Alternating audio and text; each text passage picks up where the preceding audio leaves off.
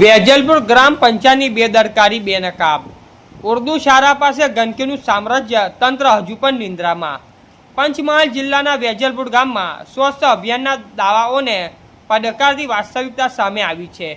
ગામની ઉર્દુ શાળા પાસે ગંદકીનું ભયાનક દ્રશ્ય સર્જાયું છે, જ્યાં કચરાના ઢગલા, દુર્ગંધ અને રખડતા પશુઓ સમગ્ર વિસ્તારને નરક સામાન બનાવી દીધો છે. શાળાએ જતા વિદ્યાર્થીઓ અને સ્થાનિક રહીશો રોજિંદા આ ગંદકી વચ્ચે પસાર થવા મજબૂર બન્યા છે. સ્થાનિકોના જણાવ્યા મુજબ અહીં લાંબા સમયથી સફાઈનો અભાવ છે, છતાં ગામ પંચાયત દ્વારા કોઈ અસરકારક પગલાં લેવામાં આવ્યા નથી.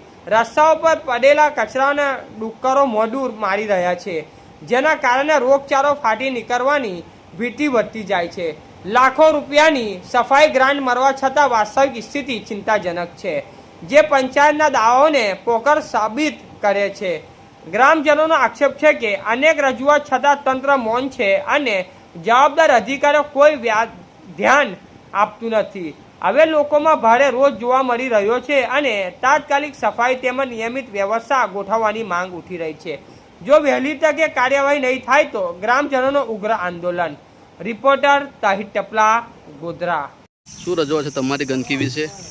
આ ગંદકીની રજૂઆત અમે વેજલપુર ગ્રામ પંચાયત, તલાટી કમ મંત્રી તથા વેજલપુરના સરપંચશ્રી અને તમામને રજૂઆત કરી છે. વોર્ડ નંબર 8ના સભ્ય છે, એમને પણ રજૂઆત કરી. છાસવારે રજૂઆત કરતાં આ ગંદકીનો કોઈપણ જાતનો નિકાલ થતો નથી અને પંચાયતમાં સફાઈની જે કંઈ ગ્રાન્ટ આવે છે એનો અહીં કોઈ ઉપયોગ આજ દિન સુધી કર્યો નથી અને અમે ઘણી વખત આ રજૂઆત કરી છે. આ જે રજૂઆત કરી છે અમે ઘણી વખત કરી છે, પણ આનો કોઈપણ જાતનો નિકાલ થયો નથી. અને અહીં બાજુમાં ઉર્દુ સ્કૂલ આવેલી છે અને આ ઉર્દુ સ્કૂલના 1000 બાળકો છે અને એનું કંઈ પણ થશે તો એ જવાબદારી કોની રહેશે? બાળકોનું પણ આ લોકોને કોઈ ચિંતા છે નહીં. અને અહીંયાથી આ જવાનો જે રસ્તો છે એ રોહિતવાસ, ભોયવાળા અને બીજી સોસાયટી અને ચલાલી તરફ જવાનો રસ્તો પણ છે.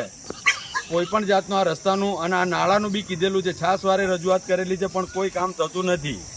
વેજલપુર ગ્રામ પંચાયત પાસે ગંદકી નાખવા માટે કોઈ જગ્યા છે ખરી? ગંદકી નાખવા માટે એમને રજૂઆત કરી છે કે અમારી પાસે કોઈ જગ્યા નથી અને લોકો કોઈ જગ્યાનું નિરાકરણ લાવતા નથી. તો આ ગંદકી કયા કારણસર થતી હશે આ વિસ્તારમાં? અહીંયા કોઈ નાખવાની સુવિધા નથી એટલે પબ્લિક અહીંયા જ આવીને નાખે છે.